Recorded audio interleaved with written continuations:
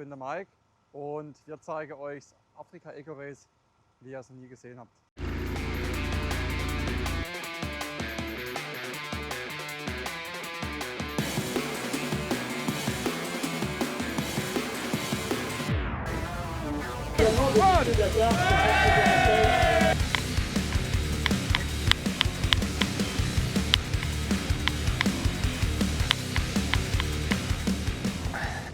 Also ich sage auf jeden Fall, ich habe einiges vernachlässigt die letzten Jahre. Ob es jetzt meine Freundin ist, ob es jetzt meine Kollegen sind oder ob es jetzt mein Job war. Aber ich kann auf jeden Fall jedem von mir aus sagen, dass es sich auf jeden Fall lohnt, so Abenteuer zu machen. Für einen selbst, für alles. Also mein Leben hat sich komplett geändert. Nicht jetzt also beruflich oder irgendwie finanziell. Einfach, ich bin ein ganz anderer Mensch, seit ich Dakar-Fahrer bin. Du erlebst so viel Sachen an einem Tag, wie ich sage immer, du erlebst in einer Rallye mehr wie manche in ihrer ganzen Motocross-Saison oder die ganze Motocross-Karriere. Und was du da erlebst oder miterlebst und siehst, das ist schon einmalig.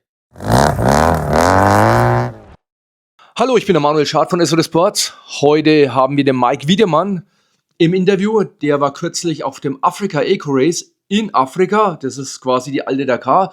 Und er hat einiges zu erzählen. Servus Mike, wie geht's? Geht's sehr gut, ich hoffe dir auch. Und ich stelle mich einmal ganz kurz vor für diejenigen, die mich nicht kennen. Ich bin der Mike Wiedemann, bin 28 Jahre jung und bin seit mehreren Jahren im Rallye-Sport unterwegs. War bei der Dakar selber am Start und habe mittlerweile mein eigenes Team und betreue ein paar Fahrer. Also einiges schon gerissen für dein junges Alter. Warum holen wir dich mit rein? Der Mike ist ein Viertakt Big Enduro-Fahrer, der mit der Tenere 700 dort mitgefahren ist. Er hat den 4. Platz overall erreicht, hinter dem Kevin Gallas, der als Deutscher den 1. Platz gemacht hat, was ja in den letzten Jahren im Rallye-Sport nicht wirklich so, wir waren als Deutsche nicht wirklich aktiv, ne? Nee, also es wird mehr. Ich muss auch sagen, seit ich 2021 angefangen habe mit dem Sport, das war auch das Ziel von mir, dass man den Rallye-Sport wieder ein bisschen lebendig machen in Deutschland. Ist ein bisschen besser geworden. Also wir haben ja mittlerweile schon Markus Hertlein, Maxi Scheck, war auch Dakar-Fahrer. Und auch ich habe mittlerweile einige Kunden, wo dem Rallye-Sport treu sind und wo da einsteigen. Also es wird besser auf jeden Fall. Wir müssen ein bisschen unterscheiden. Der Gallas, der war im Werksteam. Der Mike hat alles selber gemanagt, hat noch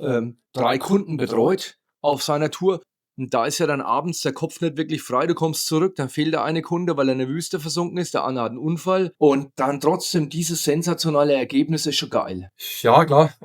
Selber sieht man das natürlich immer anders, beziehungsweise man merkt es irgendwann gar nicht mehr so, was man da eigentlich leistet, beziehungsweise was das für Strapazen sind jeden Tag. Aber es ist schon ein riesen Unterschied, ob du jetzt im Team bist, wo du zurückkommst, das Motorrad abgibst und einfach dich erholen kannst. Du kannst zur Massage gehen, du kannst dich hinlegen, du kannst einfach entspannen. Und ich habe da mein eigenes Team, schraube selber noch mit und natürlich viel im Ohren jeden Tag, aber möchte es da nicht irgendwie sagen, dass es jetzt, also ich hätte die Chance gehabt, ich hätte können bei Yamaha fahren, das Angebot war da, aber ich habe mich bewusst dazu entschieden, in meinem eigenen Team zu starten, weil mir das einfach viel mehr Spaß macht, selber noch mitzuschrauben, meine eigenen Mechaniker dabei zu haben, meine Kunden, mit denen ich abends zusammensitze, ist einfach für mich familiärer, wie in so einem großen 40-Mann-Team, wo alles so extrem professionell ist. Wer Lust und Zeit hat, der kann sich das Ganze auch mal auf Timeout Racing anschauen. Da sieht man dann auch das ganze Team und wie sie das gemacht haben. Und da merkt man dann auch, da spürt man dann auch wirklich, wie verbunden du mit deinen Mechanikern bist und wie viel Spaß die eigentlich dabei haben. Deswegen ist das eine ganz andere Sache, als wenn du zu einem Werksmechaniker ein Motorrad hinschiebst und musst dich jetzt da hinsetzen und musst zuschauen, wie der das Motorrad verschraubt, ne? Ja, genau. Also wir waren ein echt kleines Team. So klein waren wir auch gar nicht. Wir waren 3 Kunden plus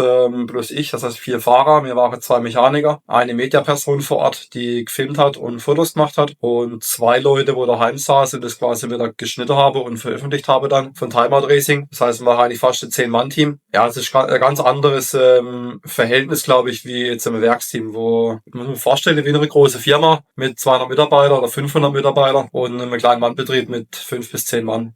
Also ganz anderes Ding. Ja, und nochmal Hut ab für das Ergebnis. Ist sensationell, was du da alles geritten hast. Und warum haben wir ihn eigentlich mit reingenommen? Den Mike, erstens, erfolgreicher Deutscher. Ich möchte diesen Rallye-Sport ja ein bisschen unterstützen und das kann ich ja mit meinem Kanal ganz gut machen. Und ihr da draußen seid ja relativ interessiert, habe ich festgestellt, mit dem Maxi Scheck-Blog, aber auch mit kleinen Hintergedanken. Die Frage für mich ist, kann man mit dem Boxer die Afrika Eco Race fahren? Und grundsätzlich spricht einiges dafür, nämlich die Klasse. Du kannst damit teilnehmen, Big Twin, vom Motor, von der Motorisierung her, was bei der Dakar nicht möglich wäre, ne? Das war auch der Grund, warum wir das Eco-Race gefahren sind, weil für uns einfach interessanter war mit den Zweizylinder, was bei der Dakar in Saudi-Arabien gar nicht mehr geht. Und Zweizylinder ist einfach auch so ein bisschen der Ursprung von der Dakar. Früher konnte man mit Zweizylinder noch fahren, das heißt, es war so das Ding. Und beim Eco-Race geht es noch. Das heißt, ich selber bin da auch in der Zweizylinderklasse gestartet mit der Tenere. Zu der Frage nochmal, ob man mit dem Zweizylinder fahren kann, beziehungsweise mit dem Boxer. Auf jeden Fall. Man muss natürlich auch Motorrad fahren können. Man muss sich das auch zutrauen können. Aber das Gute ist beim Eco-Race auch, es gibt 2 Klassen. Das heißt, es gibt einmal die Race-Kategorie. Das ist die Klasse, die ich gefahren bin. Das heißt, da hat man jeden Tag einfach, ich sag mal 300 bis 400 Kilometer Prüfung. Das heißt, im Gelände, wo aber, ich sag mal in Marokko, die erste Woche alles steinig ist und Hartboden. Das heißt, alles gut fahrbar. Zweite Woche kommen dann ein paar weiche Düne, wo echt soft sind. Da muss ich sagen, muss man fahren können, damit man da durchkommt und auf Zug sein immer. Gute ist, was ich gerade gesagt habe, es gibt noch eine zweite Kategorie. Das ist die Raid-Kategorie. Die hat ungefähr die gleiche Strecke nach Dakar runter. Die hat nur ein bisschen weniger Kilometer an Gelände. Das heißt, wenn wir zum Beispiel dann 50 Kilometer an der Weichdüne fahren, dann fährt die Raid-Kategorie halt nur 10 Kilometer an der weiche Düne. Da war der Kollege mit der alten Tenere, der war da, glaube ich, dabei, ne? Also da waren ein paar so Exoten dabei. Das ist halt das Gute beim Eco-Race, wenn sich das jemand zutraut, in der Race-Kategorie zu starten oder beziehungsweise auch das Motorrad das gar nicht hergibt, dann kann man in der Raid-Kategorie starten und hat einfach ein bisschen weniger Kilometer, aber trotzdem noch das Erlebnis von der Dakar. Man ist schon gleiche Fahrerlager abends, man hat ungefähr die gleiche Strecke und man zahlt sogar ein bisschen weniger Startgeld. Und wer denkt da draußen, er kann dann einfach die Mutti mit dem Bus oder dem Wohnmobil mitnehmen, ne? Der kriegt dann richtig Angst, weil was kostet der Bus, der da mitfährt nochmal? Ich habe, glaube ich, 12.000 Euro bezahlt. Aber ich habe mich zu spät angemeldet, weil es war relativ unklar, ob ich fahre. Und normalerweise kostet es, glaube ich, 10,5. Und ich glaube, für die Raid-Kategorie sind es nochmal 1.000 oder 2.000 weniger oder 3.000. Also irgendwas zwischen 7.000 und 9.000 Euro, glaube ich. Genau, jetzt sind wir auch beim richtigen Punkt. Du bietest das sowas an. Was kostet das bei dir? Also ich habe umgerechnet, glaube ich, fast 40.000 Euro bezahlt für mein Startgeld, für den Transporter, für Anhänger, für Mechaniker. Also man zahlt wirklich für jede Person, die man mitnimmt, zahlt man einen Haufen Geld. Also ich glaube, der Bus war nochmal 8.000 oder 10.000 Euro, dann Anhänger nochmal 5.000, dann mein Mechaniker nochmal 6.000, nochmal 6.000. Das läppert sich dann schon. Und da kommen auch die Kosten zusammen für so ein Serviceteam. Viele fragen sich dann, okay, wieso kostet's ein Serviceteam 10.000 Euro für mich, wenn ich jetzt damit fahren möchte. In der Regel ist eigentlich also bei jedem Team gleich. Also es sind immer zwischen 10.000 und 13.000 Euro.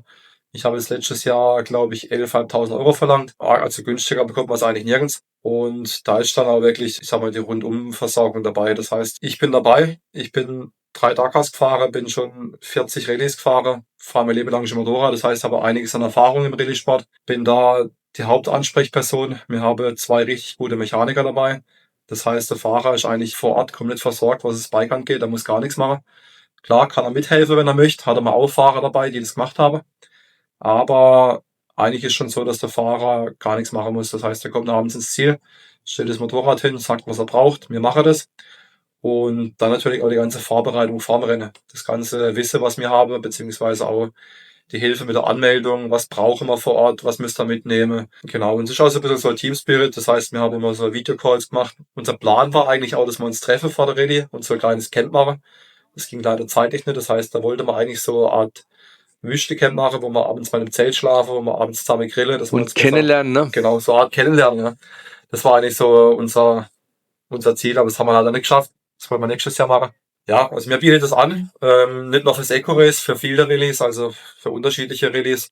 Wenn man mal so überlegt, hat man echt während des Afrika Eco-Race genug Zeit, sich kennenzulernen, ne? Ja, das stimmt. Also, wobei, ich sag mal, wir Fahrer, wir sehen uns ja wirklich immer nur abends. Das Serviceteam, ich sage, für die ist härter, aber für die ist schon hart. Die sind wirklich 2 Wochen, 3 Wochen lang jeden Tag, den ganzen Tag zusammen im Auto, abends zusammen, nachts zusammen.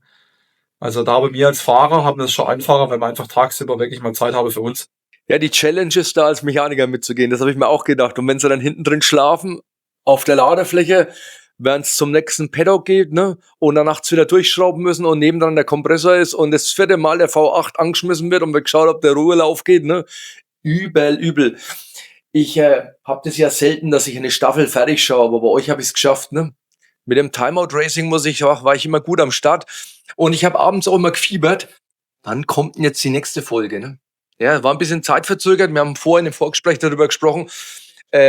wie das mit der Datenübertragung war und wie schwierig das ist dafür, für den Sven und Julia, wie schwierig es ist für die, das dann abends zusammenzuschneiden, die waren ja nicht dabei. Ne? Sehr, sehr schwierig, aber die Emotionen rüberzubringen. Also klar, man muss das dann eigentlich noch schneiden, aber trotzdem ist es schwierig, das gut hinzubekommen. Das ist viel einfacher, wenn du vor Ort dabei bist. Eigentlich nur schneiden hat sich jetzt lustig angehört. Ne? Ich kenne das ja auch. Ne?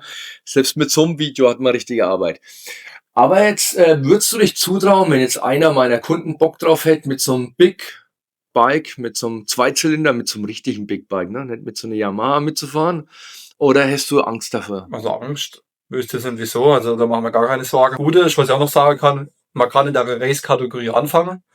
Wenn man dann merkt, nach 2-3 Tagen, okay, das ist mir zu schwierig, kann man in die Raid-Kategorie absteigen, hört sich jetzt blöd an, aber man kann einfach in die Raid-Kategorie gehen dann und fährt dann quasi der Rest von der Rallye weniger Kilometer. Ey, das ist ja Das richtig heißt, geil. und das schafft jeder. Also das ist gar kein Problem. Außer das Bike hält nicht durch, aber da machen wir jetzt auch wenig Gedanken bei den Boxermotor. Was ich noch nicht machen würde, das ist nicht, weil ich jetzt da Werbung dafür machen will, dass die Leute mit Team fahren müssen.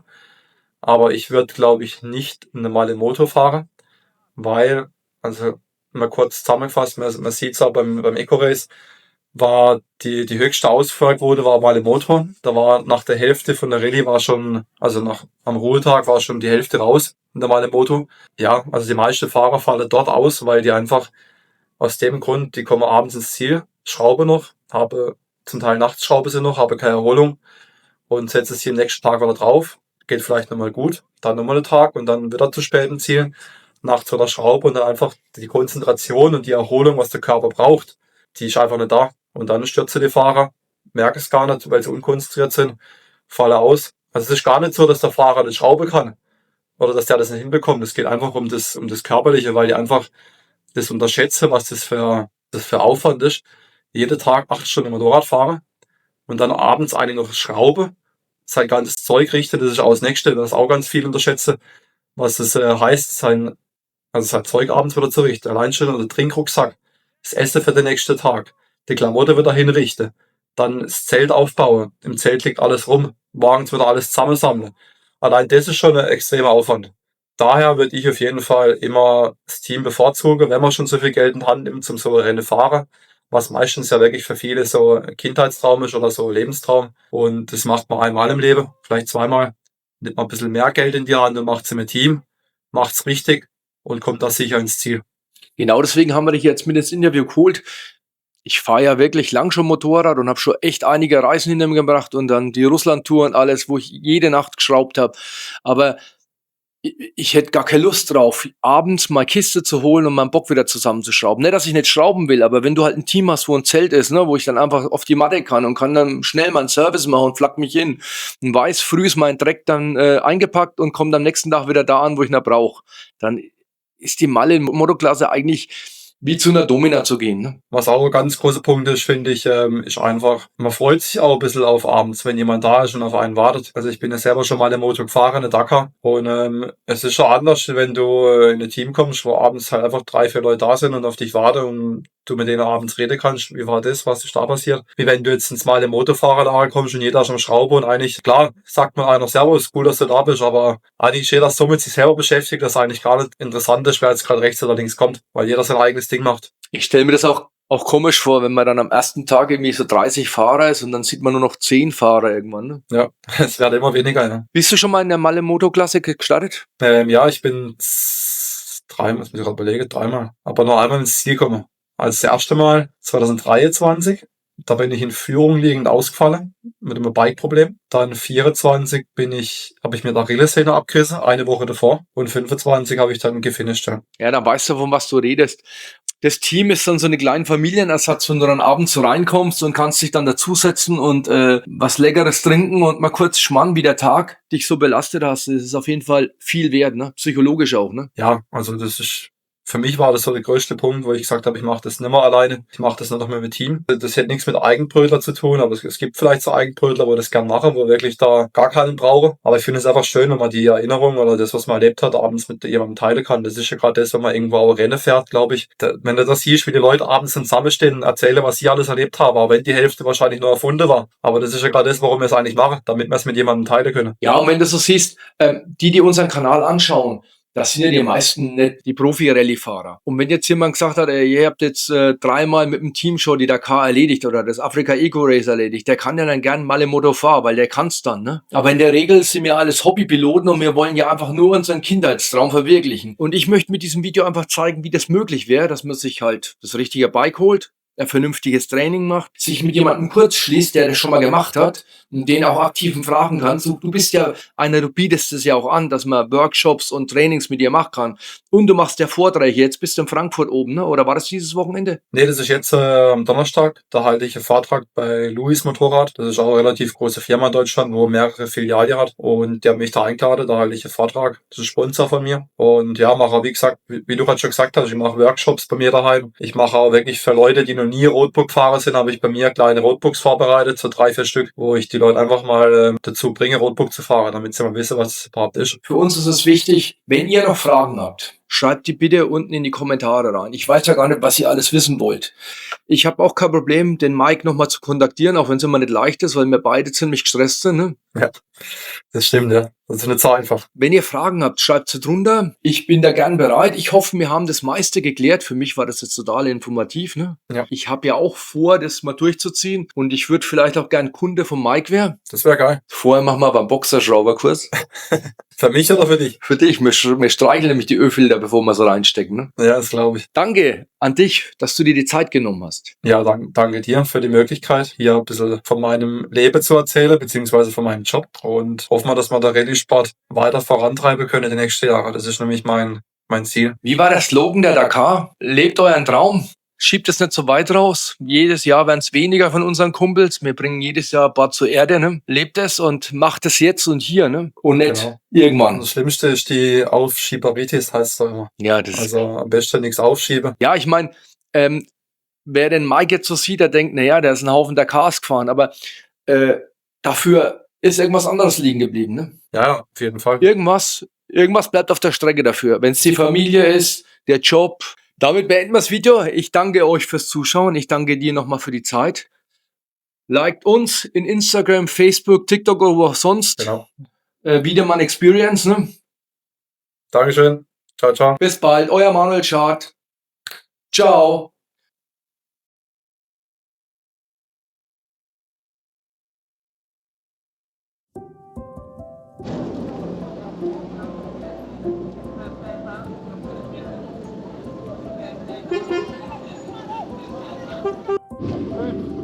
Gute Fahrt. Danke. Bis gleich am Strand. Ja, see you again. See you at the Strand. You on the beach. Wo ist denn jetzt dieser scheiß Boot für die Etappe 12? Micha, was geht? Ja, ich mache mich gerade fertig in meiner speziellen, hochwertigen Sonderausstattung. Spezialoutfit für die Spezialoutfit für die kalte Stage jetzt, weil hier ist es nachts relativ kalt. Und wenn man sich nicht bewegt im Gelände, sondern auf der Straße auf dem Popo sitzt, dann wird man auch nicht warm. Deswegen war es gestern ganz schön fröstlich. Deswegen heute nochmal ein Spezial Windstopper Premium Müllbeutel. Schau wieder. Ja, wir machen es. Ja, letzte Stage. Heute bin ich echt mal motiviert. Normal war ich nie motiviert, aber ich habe, ja, es geht dem Ende zu. Es gab das letzte Mal trockene Nudeln zum Frühstück. Und gestern gab es das letzte Mal Nudeln zum Abendessen. Ja. So schnell wie möglich los, um vor den Dakar zu sein.